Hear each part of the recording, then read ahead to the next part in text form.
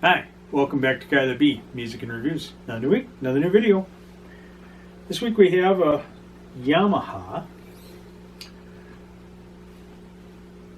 From what I understand, and I haven't researched this or anything to prove it, I was told that this was made in the 90s. This is obviously black with a metallic finish on it. It's, other than a few dings, there's there's a ding there, a ding here, and then there was a ding on the back. But again, I was told that this was built in the 90s. This is a Eg112c2, if any of you are interested in that. This guitar at some point had to have been set up. This was purchased used for under $100. The action on it is perfect. There's no string buzzing or anything like that. And for a used guitar, it's really, really odd. This has a maple neck. This originally was a semi-gloss finish on it. It has been played enough to where it's gloss now, and it's super fast. Nice round shape to it. Again, it's maple. There's no cracks or anything in the pockets, which I see that so much in used fenders. I don't know if people are grabbing that neck and actually snapping that, or if they're just dropping it. But this one, thankfully, doesn't have any brakes or anything in it. This body is fairly heavy. I'd be willing to bet that's definitely basswood or something similar to that. The paint is good enough on it where you can't see any separation lines or anything in the finish, where there's multiple pieces. It doesn't say where it was made, so I have no idea. I have played this a bit, and these pickups, unlike a Strat, are hotter. They're a lot brighter than a Strat. Usually the Strat, you definitely get a single coil sound out of those. These are much hotter than that. The humbucker that's in here, my intent is to change that, because this one gets super muddy. I don't like tremolos, so that it didn't come with the bar. I don't care, I don't use them. If I'm going to do that, I'm going to play one with a Floyd Rose if I want to play something with a tremolo on it, just because it's more stable. So we're going to do a little demo with this thing, and see how everything sounds to you guys. And again, we'll try and do things clean, a little distortion, then I'll do it with a backing track. And I'll see you on the other side.